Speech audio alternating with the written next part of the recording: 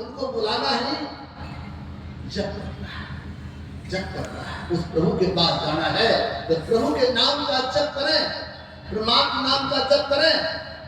परमात्मा नाम का जप करना, परमात्मा के बहुत नाम है, लेकिन बहुत नामों में से एक नाम का जप करें। मतलब अपने आप को समेटें, बाहर जो फैले को समेटें, समेट के एक नाम का जप करते हैं।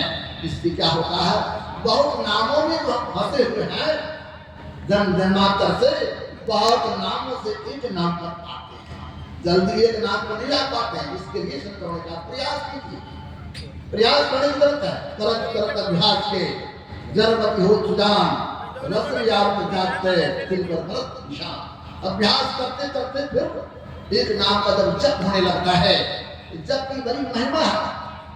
जप की बड़ी महिमा, जब आप जप करते हैं तो जो जप करने लगते हैं तो जिनको आप बुलाते हैं वो गर्वित हो जाते हैं, उनकी कृपा बरस जाती है। जब उनकी कृपा बरसती है तब उनका दर्शन होता अपने अंदर में।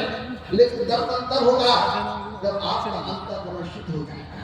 और अंतःकरण शुद्ध करने का एक उपाय है, गुरु जाप मानस, ध्यान मानस के लिए दीक्षांतर, इनका प्रथम अभ्यास कर शुद्ध करना चाहिए। ये शुद्ध करने के लिए ठीक ठीक जप कीजिए।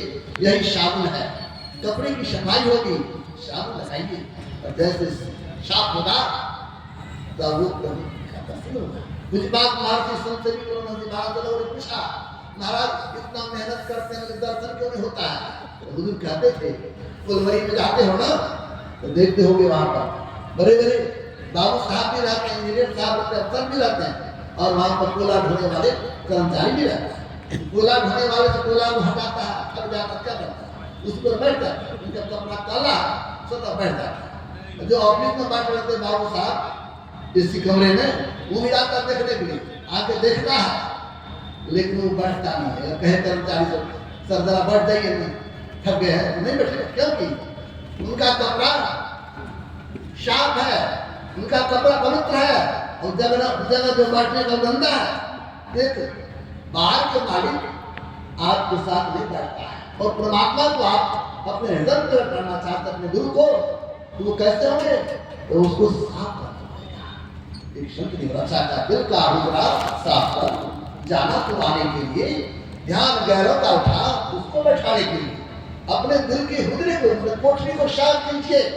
जब साफ कीजिएगा ना तब उनका दर्शन होगा। लोग कहते हैं हमारा मंत्र सिद्ध कैसे होगा? हमारे संत बस के अंतरराष्ट्रीय प्रवक्ता स्वामी संत प्रकाश जी महाराज सुना रहे थे ना, जब मंत्र जप किया तो भूत प्रेत को भी बस में कर लेता है।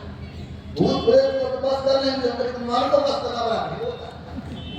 मन को तो बस कर लेंगे तब तो वो मालिक के पास है। मन को ही तो बस करना है।